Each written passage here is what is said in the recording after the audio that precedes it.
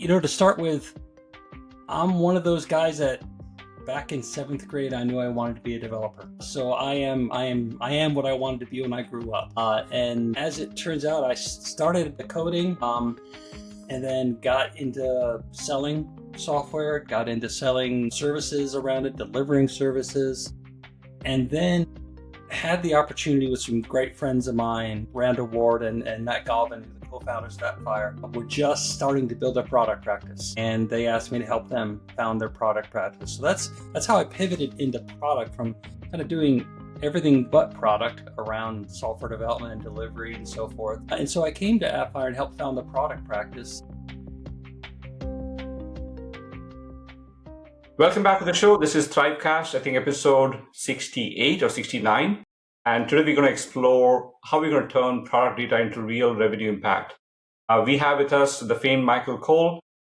He's a leader in the product growth and analytics. He's been dabbling with, with what's been referred as growth intelligence.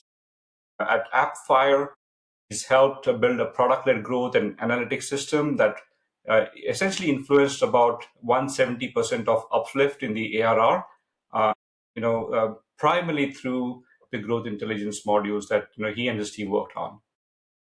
Michael has a long background in both product and analytics, and he specializes and he's focused primarily right now on turning out all these product signals into a way to accelerate your activation, way to essentially increase customers' usage of the product, reduce churn, and various other segmentation that GTM teams would do and would be needing for something like this. So we're going to have a fun time today.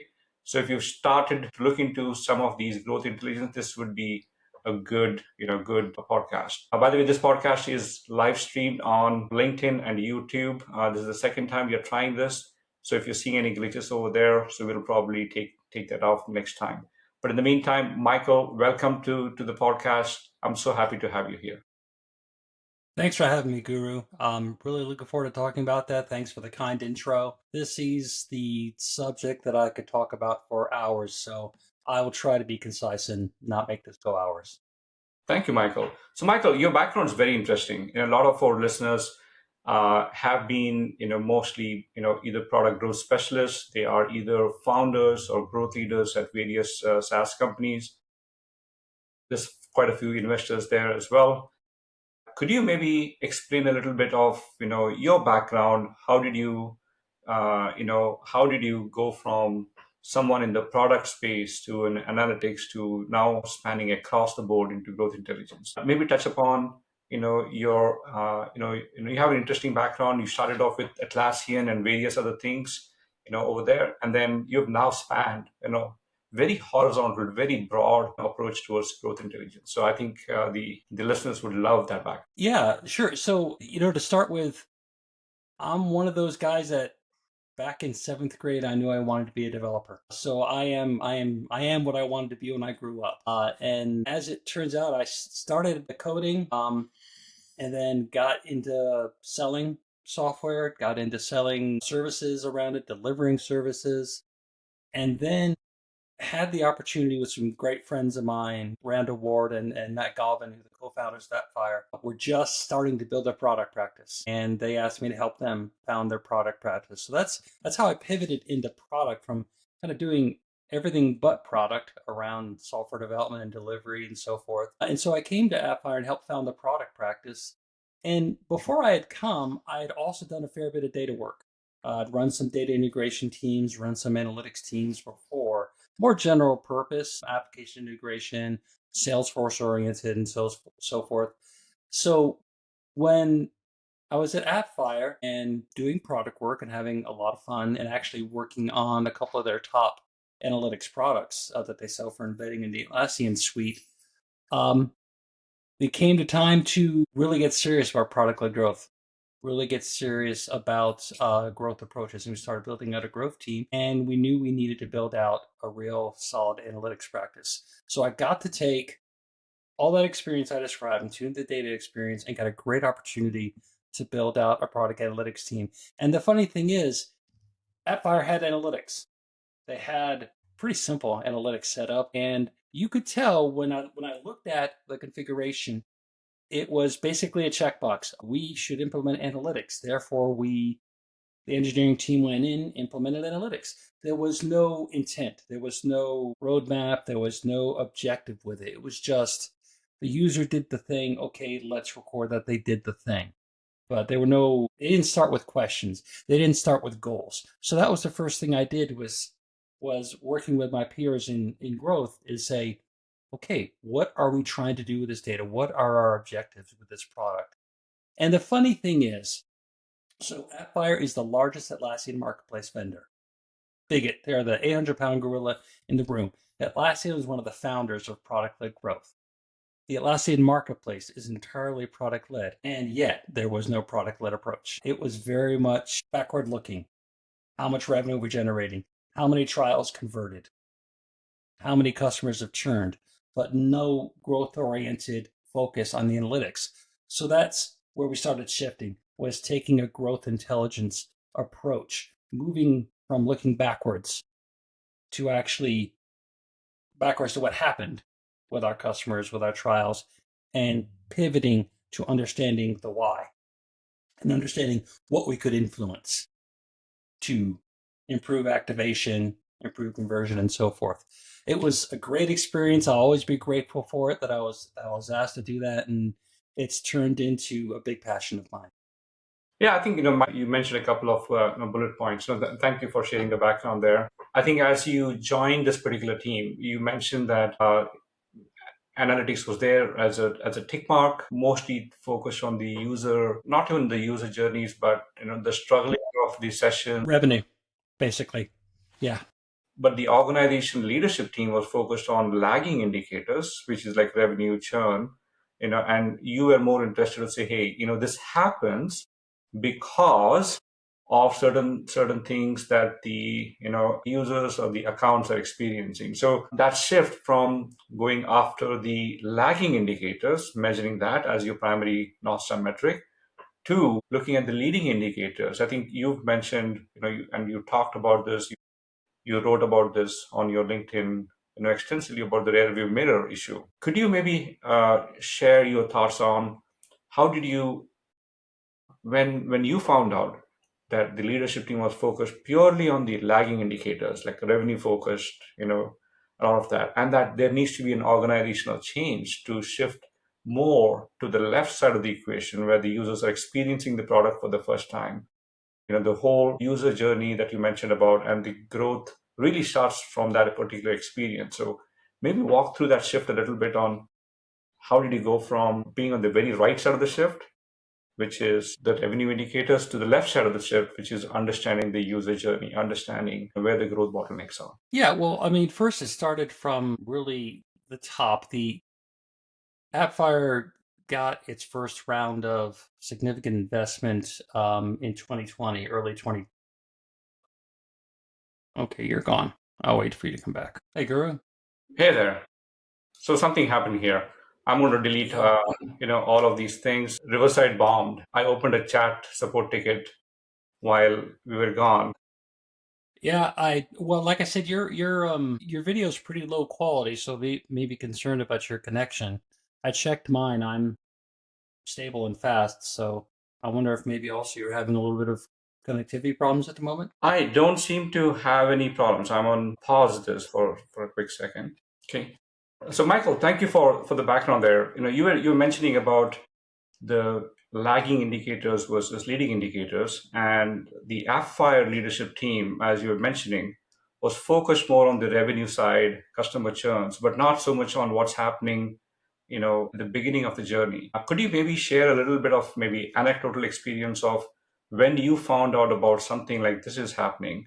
How did you start moving the team towards starting to think about the leading indicators rather than only focusing on after the fact? Yeah, well, it came from a shift in focus to growth, quite frankly. AppFire got its first big round of investment in the beginning of 2020.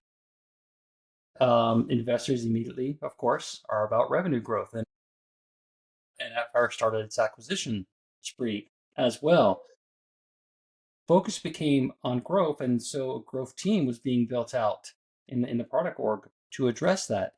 it was already obvious, what was happening historically and how our conversion rate was working, but no one had any idea why. So if the growth team had a mandate to increase revenue, that means they had to improve trial conversions and in the long run improve retention, right? But improve trial conversions was the first order of business. Well, we knew because we adopted the Reforge framework for our growth strategy that we had to understand what was behind the conversion rates we were seeing, which weren't spectacular. So it was obvious we had to understand the activation journey. We actually had to define the activation journey for our trial users so we could then instrument it. So then we could then understand why certain customers weren't converting and address that friction in the activation funnel first in order to drive increased conversions, because that was the first order of business to start making a meaningful contribution to ARR for the organization. So you're saying that, even the focus on activation came into place because the conversion rates were starting to take, was it taking longer, or was that the reason, or it was more saying that, hey, this is what's our current state now. If you want to grow much faster, we need to improve all parts of the equation rather than not just the latter part of it. Well, it was your second option. It was we're seeing this conversion rate. We need to improve it. We need to grow our customer base. We need to grow our revenue. And again, understanding at first, theoretically, the connection between activation and trial conversion. And then in the long run, we built a model that proved it. We could demonstrate what impact we could have on conversion rates as we improved activation. So it wasn't a matter of there was a particular trend with them at that time. It was more, hey, we need to do more than just marketing tactics to drive revenue growth. And so a growth team was built, essentially, that I was a part of, a founding member of, to address that need. And Michael, at that time, if you could maybe enlighten our audience a little bit, when you say the growth team, I'm guessing the focus was to first find out where are the bottlenecks across the entire journey, and then let's go figure out how do we go optimize it. Or, and the other way around. For example, we had a podcast with Amplitude, sometime back, almost 6-7 months back, and they started optimizing various parts of the equation much earlier before they understood where the bottlenecks were. We had another SaaS company. We did a podcast with them, and they also started off saying, "Hey, we want to go focus on our self-serve journey, and then we focus on this portion of the journey first." And then later they came to realize that no, that's a bad practice. We want to go look at the entire spectrum. So in your case, how was it? You started looking at, you know, the visibility portions of it, or you started acting right away? Well, first we had to solve for visibility. We knew what our first questions were, which is what is impeding our trial customers from successfully realizing the value proposition of our products and wanting to incorporate that into their daily work life, converting, right? We just did not know, besides the occasional anecdotal evidence, the occasional conversation, we did not know, and we certainly didn't know at scale. So we first had to, and keep in mind, by the way, AppFire was constantly acquiring new apps. At the peak, there were about 150 apps in the portfolio. So, and we were going to concentrate on 40 plus apps in the end, focus on those, highest revenue potential apps. So we had to have a scalable, repeatable methodology for answering that question. Where was the difficulty our users were having in seeing the value prop? So the first order of business was, okay, how do we do that? Well, we're gonna settle on an activation journey map framework. And then we are going to, in a standard way, for every app that we focus our growth strategy on, we're going to develop that activation journey map. That's going to inform our instrumentation of the product.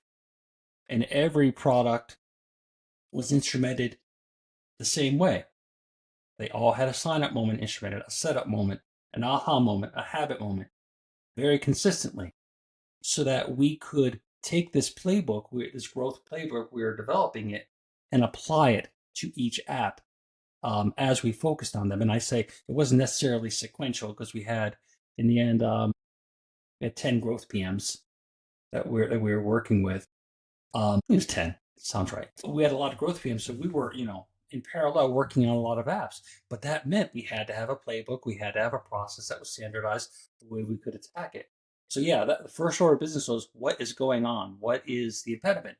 And it became really clear really quick where it was, and I can go into that more detail if you like. But it was really having a very disciplined, structured way to understand the activation journey and to instrument it so that we could diagnose the problems and then devise growth experiments to address them.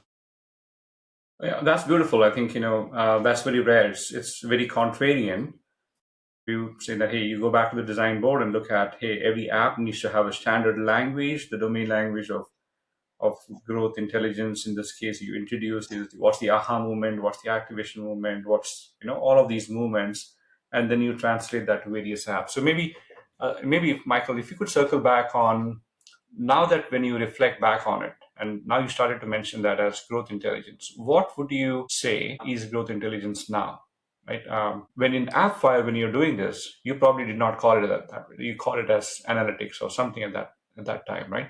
Now you're starting to think about it, a lot more broadly, not just on the product side, but on the revenue side and things like that. So, could you maybe describe in your words on what do you now mean? What's a growth intelligence? Well, first, growth intelligence is looking forward versus the rear view mirror looking at revenue and conversions. Growth intelligence is the term we used was actionable intelligence internally.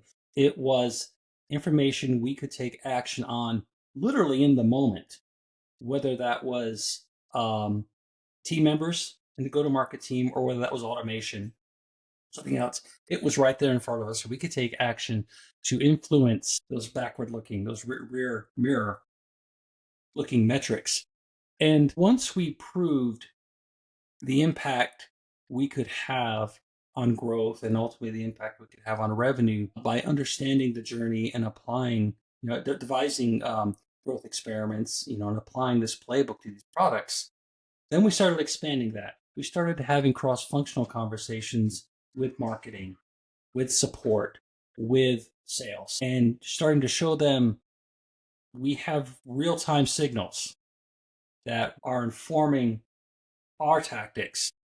But let's talk about how they could inform, for example, your marketing email campaigns with these trial users.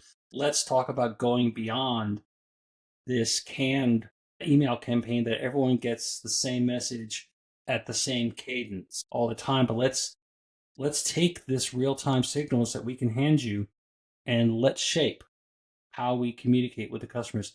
And with the sales team, let's take these real-time signals and let it inform how you engage with our customers. Let it inform the conversations you have.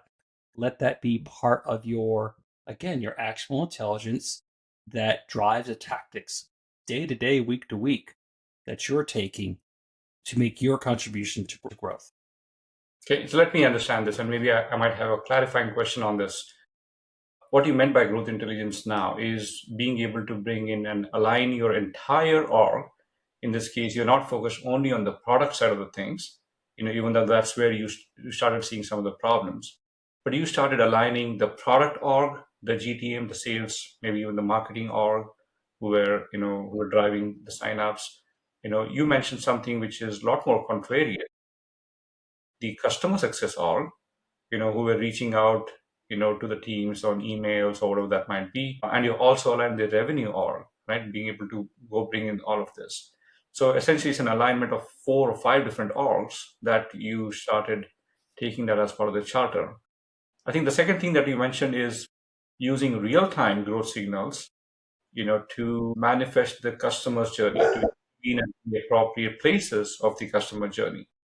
And that was very interesting. Most companies would think about signals as something that is within the product, like an app notification or something based on some event that has happened. But now you're talking about really clarifying the entire customer journey. When someone gets into a struggling state and the customer success team is now trying to go look into it, they get the same signals and they use the same signals almost in real time to do very standard set of things. I mean, uh, is that how you describe growth intelligence? Is A, alignment of teams, B, do real time signals, bring in on the real time signals, and three, use the real time signals to affect the customer journey. Am I saying it right? Am I summarizing what? You are. It's very tempting to, treat product as a silo, product management as a silo, and therefore the analytics that they use as to only be used in that silo. But the fact is, every member of the go-to-market team can leverage those signals. And especially if you have a product that perhaps is product led but benefits from a sales assisted play. It's got a particular amount of complexity. And I'm happy to go into detail on a specific example where we did that. Then get that data out. Get that data in front of the people who are engaging with the customers to convert the trials. Now, again, it's going to vary by the model for every company, but absolutely don't silo that data. Don't silo the data. I think that's probably your first advice on that. Could you maybe share a little bit of details about how did you operationalize that data? Maybe share maybe anecdotes, if you will, share some examples. I think what you're mentioning here might be not very new to many people, but the details of this would be very, very interesting. Sure. So let me share one that actually brings together that you kind of mentioned as an aside about most people think about using these signals inside the product, right? Hmm. I have an example where it was both. So we had one of our most complex products that, because it's sold on the marketplace, by implication, it's a PLG motion, right? But it was so complex, it really needed a sales assist. But sales assist has to have a certain threshold, a certain ACV, right? Before you actually bring in humans, right? To be part of the sales motion. So what we did is we took the firmographic data that we had about our customers. So we had the company size, we had their industry, we had, if we had sold them other products, we had the license tier for those other products, which would tell us exactly the license tier that this trial would get. We had all that data that let us segment, let us solve for that segmentation of who are the customers that a sales assisted motion is worth it for, right? The ACV would be sufficient to be worth it. We took our behavioral data, which could tell us, again, in real time, could tell us which trial customers were having difficulty getting through the activation journey, getting to the value prop. And so we would, in the app, real time be monitoring for these behaviors or the segment. And those who fit that segment and were experiencing difficulty in onboarding, we'd pop up a call to action. We'd pop up a Pendo guide that invited them to engage with a solution advisor. And the solution advisor, was there to guide them through the product, answer the questions, basically a sales motion. Those who weren't in the segment still got the Pendo guys to help with onboarding, still got the email campaigns that were specific to their progress through the activation journey.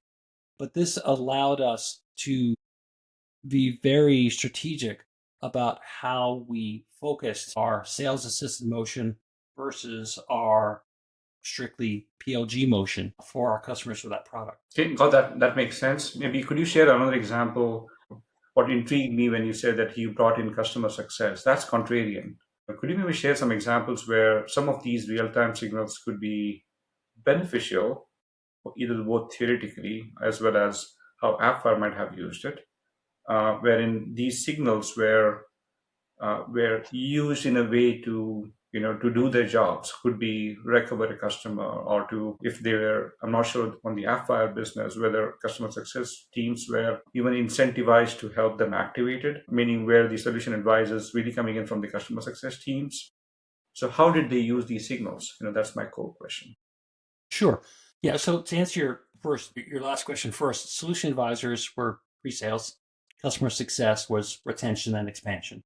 essentially. And so what we did for the customer success team is once the growth team had extended beyond activation and had moved to understanding engagement states, engagement signals that gave us indications of churn potential, then that gave us a great signal for customer success. We could tell them exactly these customers for these products who renew in this time frame are struggling. Their engagement state is at a level that they are likely to churn. And this was another case where I talked about how we proved the correlation between activation and conversion for ourselves with our own modeling. We did the same thing with engagement.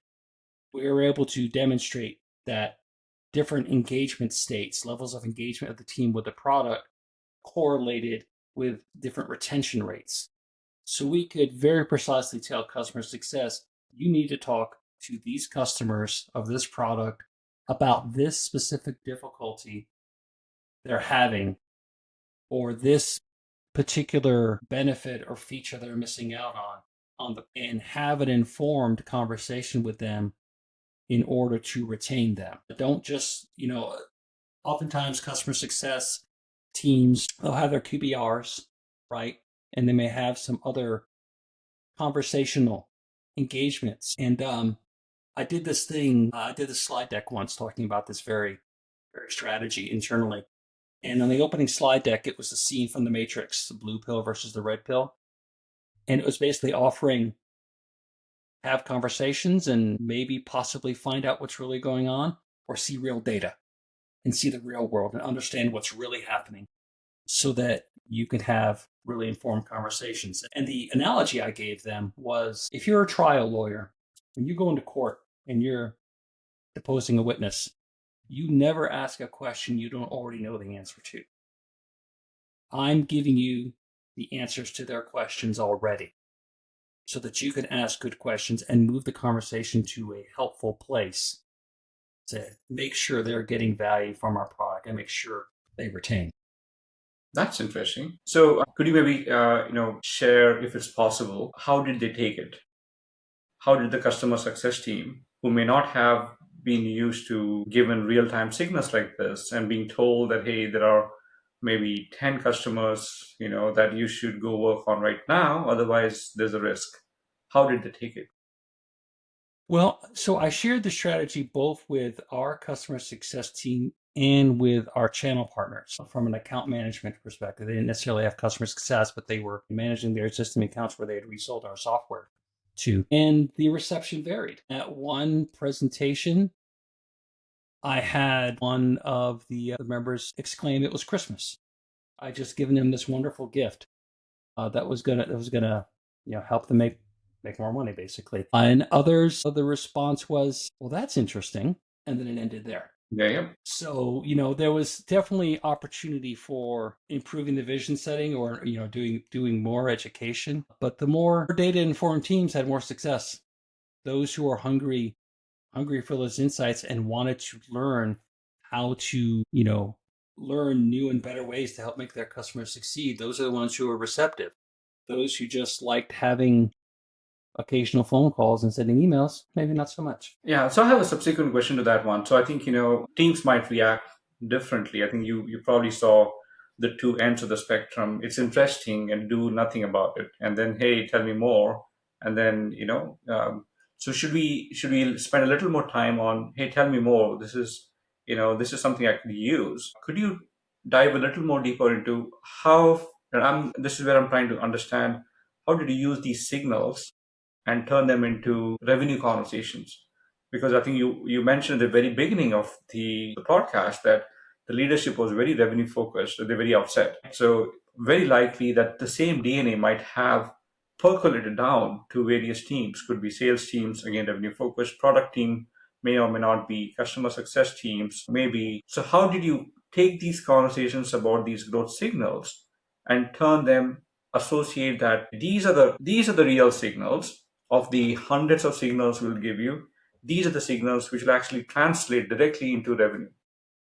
So any thoughts, any indications that you heard from that? Yeah, well, let me talk about the percolation of motivation. Then I'll talk to you very specifically how we did that. It's an organizational reality.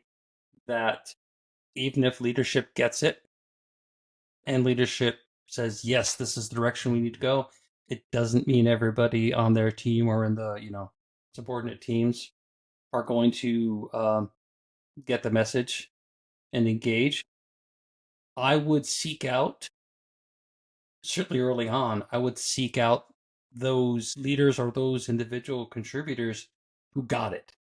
And I wanted basically work with them to become champions and for them to lead their peers and to show their peers by example a success that they could have with these tactics, because I'm so many clever metaphors for how this how this these signals are going to help them.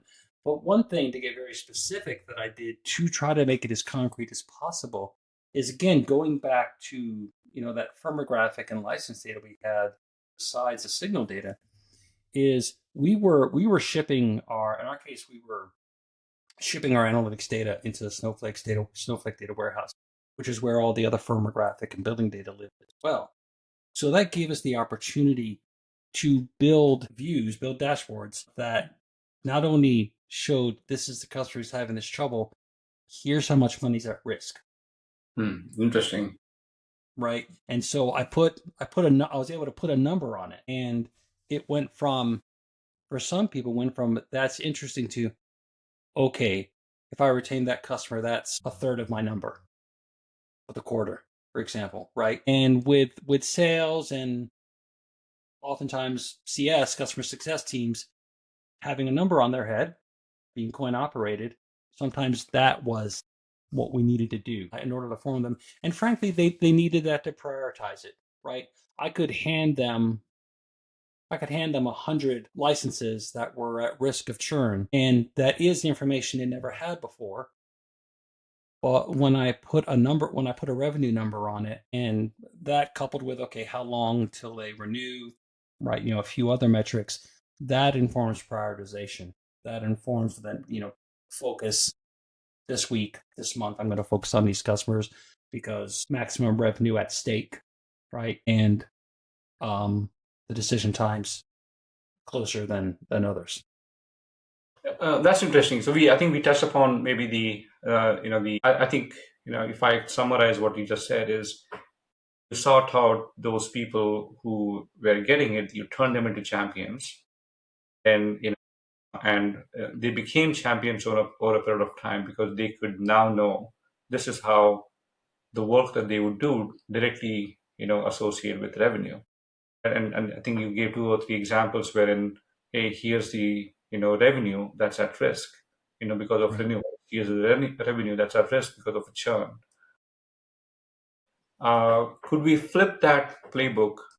How did sales assist take it? So it would very similar pattern. So a couple different sales assist stories here. So the one I told earlier about the hand raisers to get help with the solution advisors, for them, there was another piece I don't think I shared there, which was we also gave them a dashboard where they could take essentially the license key for that particular license ID for the customer who would raise their hand. They could drop it into a dashboard, and it would give them a complete view. So we had a call to action: talk to this customer. They're having trouble. They have said we detected they're having trouble, and then we gave them a dashboard that said this is exactly how they're having trouble. Interesting. So this is what's going on. Again, same idea. Well-informed questions. They're not asking a question they don't already know the answer to.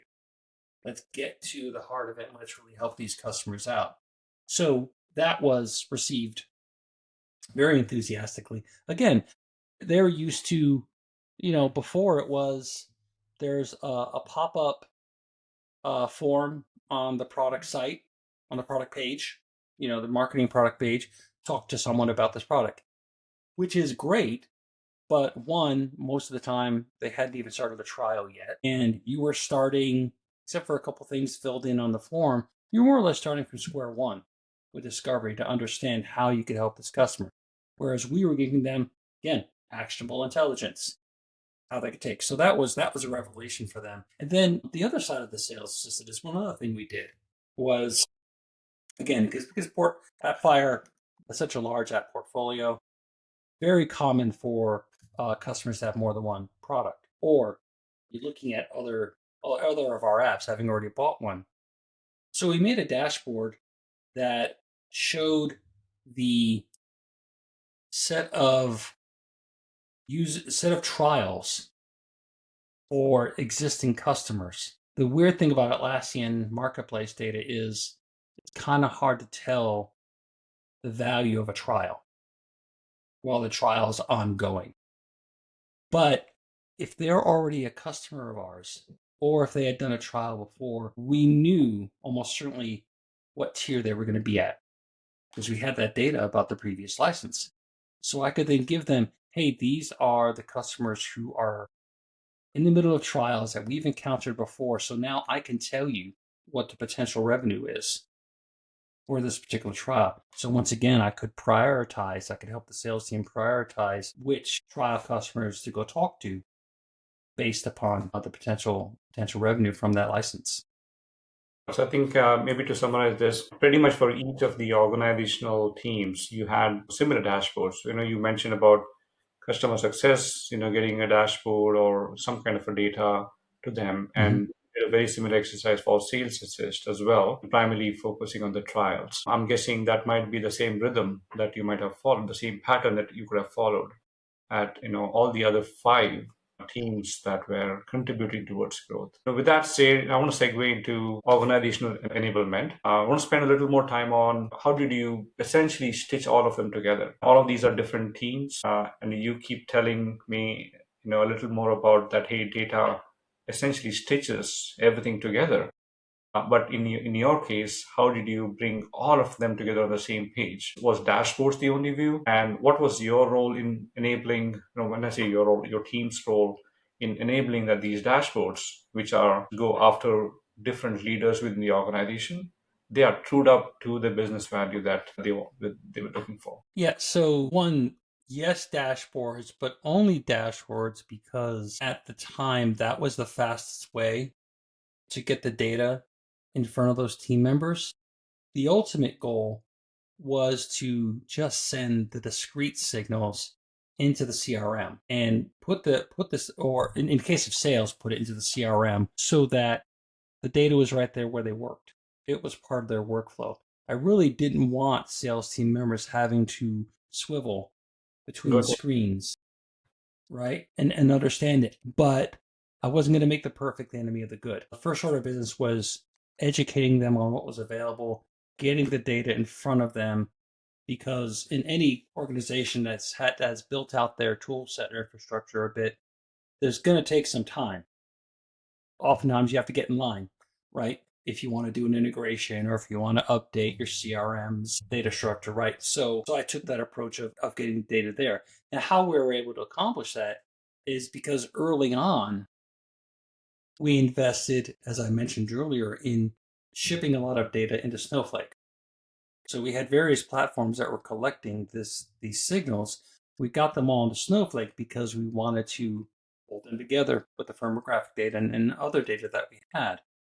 And so what that then allowed us to do, for example, for marketing, is the behavioral data, the firmographic data, the account data could all inform audience definition.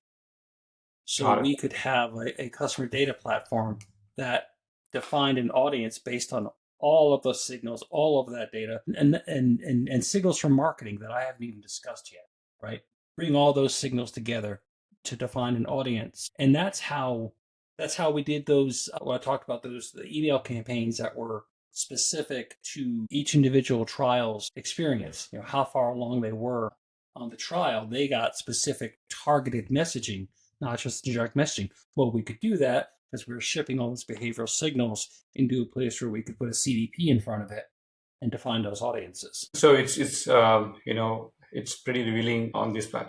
Michael, if I had met you almost 2 years back, you'd have been a best test case for us. But alas, we didn't meet at that time. In the interest that's why I'm such a fan of ThriveStack, because like I told you the first time you showed it to me, hell, I've been trying to wire this up myself. Sure, and that's exactly why we think we're gonna grow much faster there. So, Michael, maybe let me boil this down to: you went through this journey at one company, AppFire. and now you're advising various of the customers on how to enable growth intelligence and how, and benefit the larger organization rather than just the product or the marketing, or a very siloed approach out there. What would be maybe some one or two practical advices to either practitioners or SaaS founders that you would tell them that, hey, these are the two things, think about these as maybe the core playbook that you should have, in your arsenals. This is what you should be doing at the stage that you are in. Well, I kind of, one thing I'll go back to kind of like the fundamentals in the early part of our conversation. It is tempting to, when we're talking about instrumentation, it's very tempting to instrument everything. In fact, there are tools out there that say, drop this JavaScript, and 10 minutes later, you've got analytics. You do, but they're very noisy analytics for products, for apps. And, we weren't instrumenting, a marketing page, right? We were instrumenting apps that people were doing real work in. So just like I described, be very deliberate about what you're instrumenting.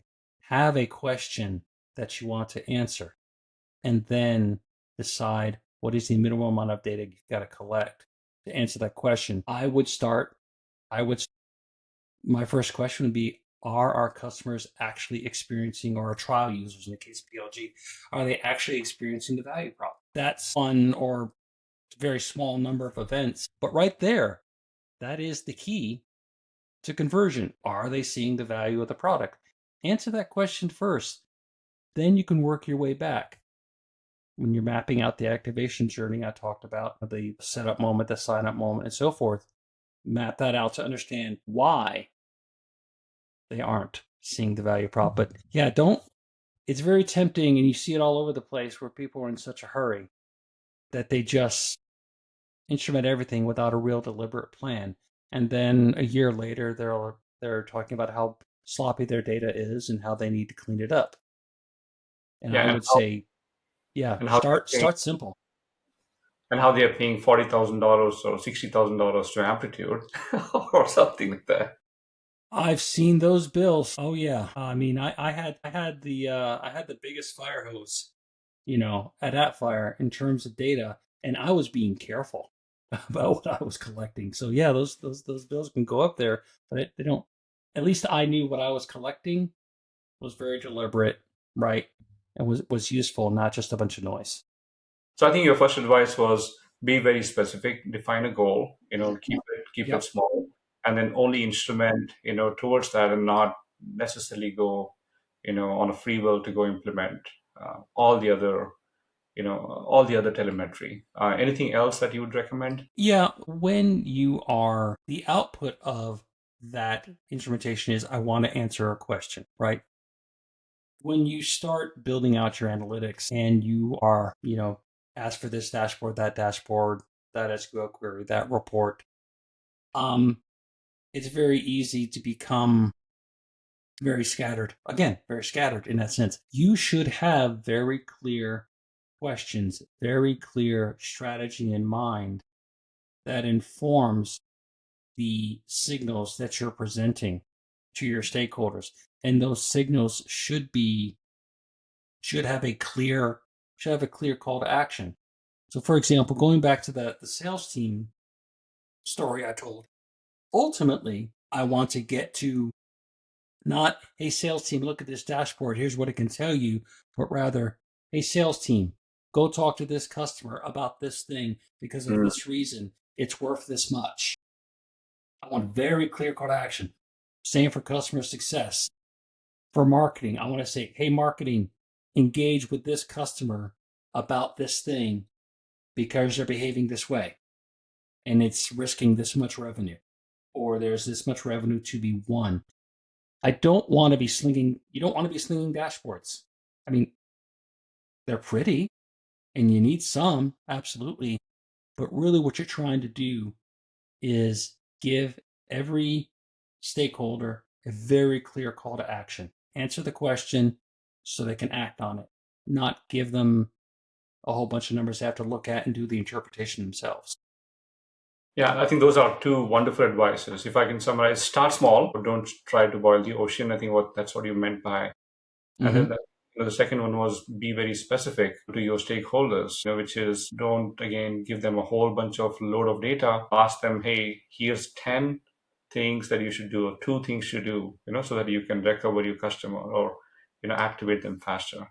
Michael, thank you so much. This has been a wonderful conversation. I think probably you and I we can go on and on about this, but unfortunately we want to keep the podcast a lot more smaller. So again, appreciate the time. Thank you so much. Okay. Thank you.